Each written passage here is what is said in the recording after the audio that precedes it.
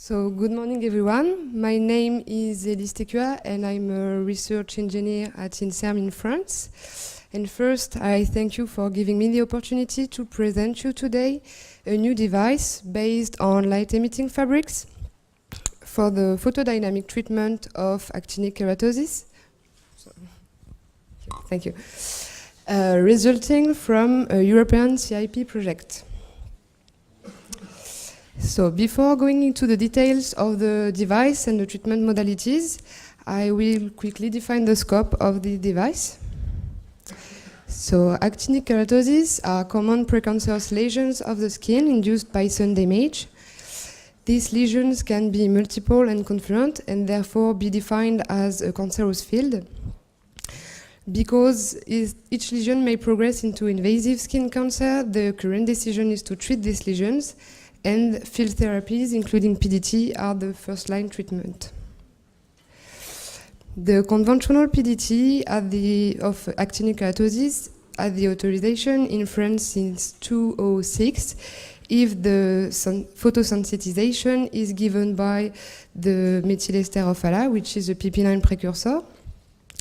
It's topically applied and left for incubation for 3 hours, followed by an illumination with a red light.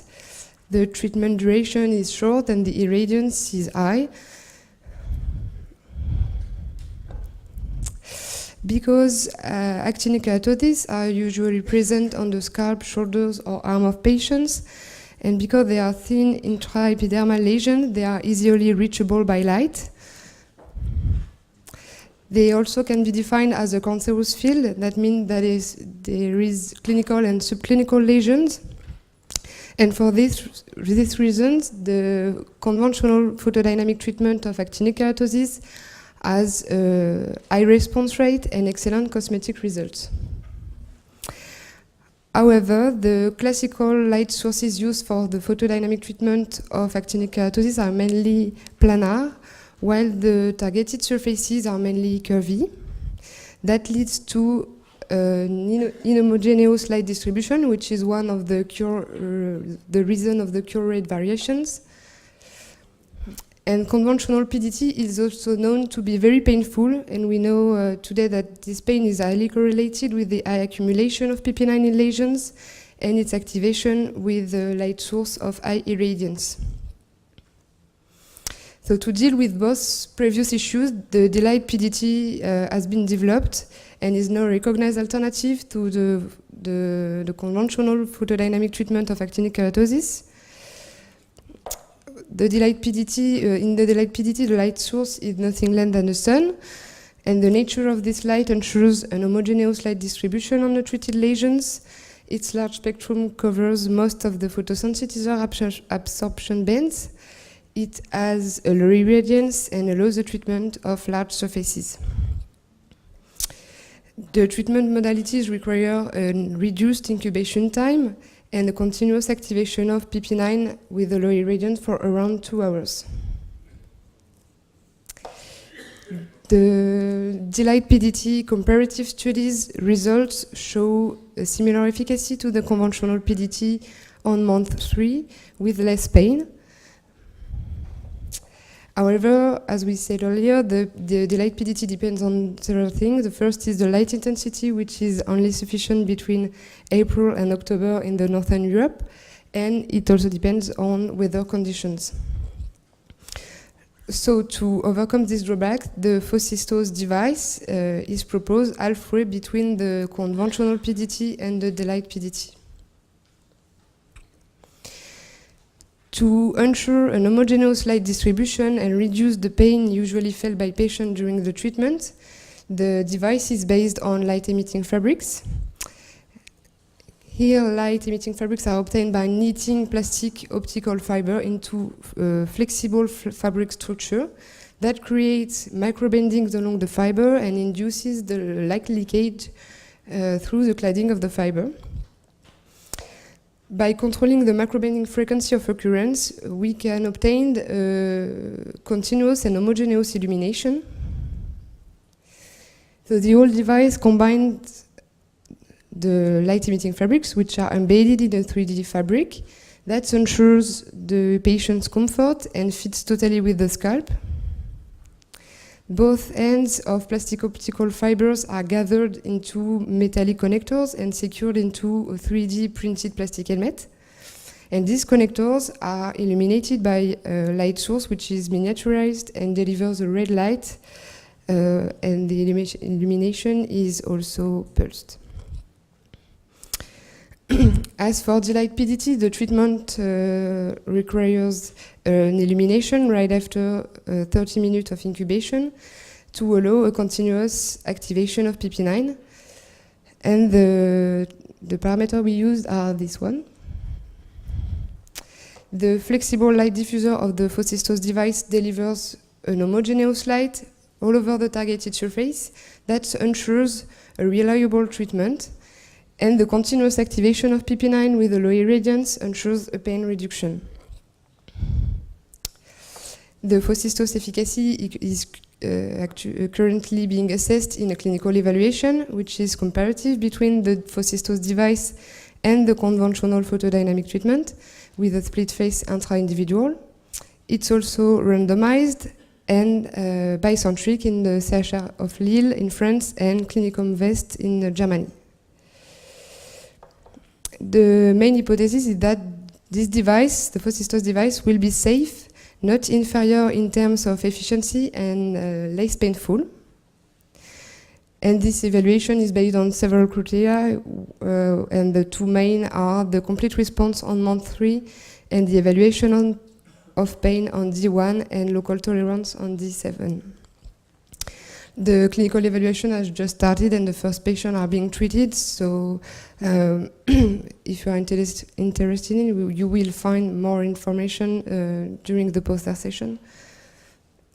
And I would like to warmly thank our partner for this work, and thank you for your attention.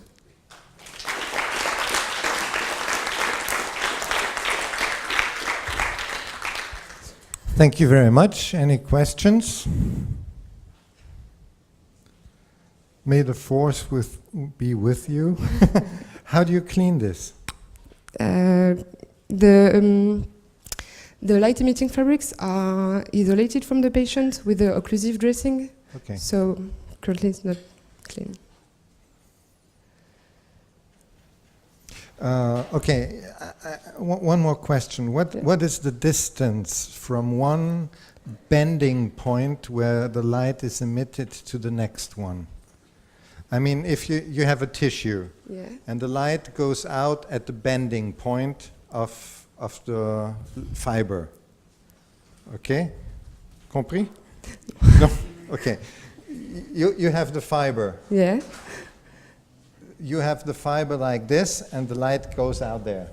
Yes. Yeah. And there you have the next fiber. How big is the distance from one point to the other? Serge, probablement, toi tu sais. The stitches are very close, but I don't know the exact distance. 250 micron. Okay. I'm curious, sorry. Okay, one more question.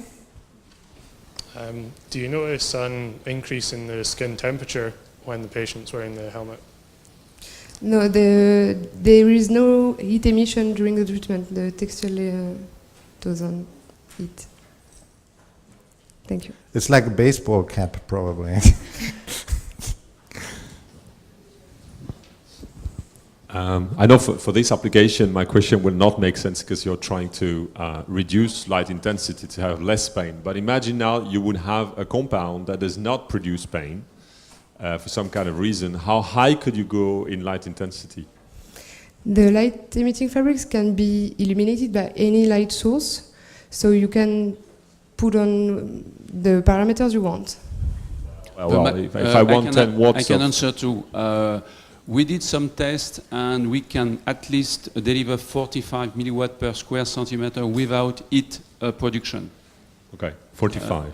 So it can probably go more. It was limited by the power of a laser, but at least up to 45, let's say 50 milliwatt per square centimeter, we are quite confident about the efficiency and the fact also that there is no risk of overheating of a tissue. And you get this power with a what, 2-watt laser or something like that? No, now when you use very large, we have 35, even 50 watt red laser for that 50 kind watt. of evaluation. Yeah, we develop much larger, I can stand up. Yeah, much larger light emitting fabric because we are over project. And we are now doing some tests with light emitting fabric of 600 square centimeter, even 800 square centimeter. Transcranial. Milliwatts per square centimeter. No, I'm talking about the size. Oh, the size of the The fabric. size. Now we are able, and we are doing some tests with size to 30 centimeter by 20. Okay. And with that, if you perform all the calculation based on the efficiency, we need a laser power about 35 to 40 watt of red laser. But we have now, the technology, the laser technology has made a lot of progress, and we have access now to this kind of system. Okay. Very Thanks a small lot. size. That's very impressive. I mean, Are you thinking of transcranial neurosurgery? No, I'm a chemist. Poor chemist. Alexis, if you want to try it, please. We will be pleased to illuminate your brain. You know what it means if your brain is not bright enough, I know.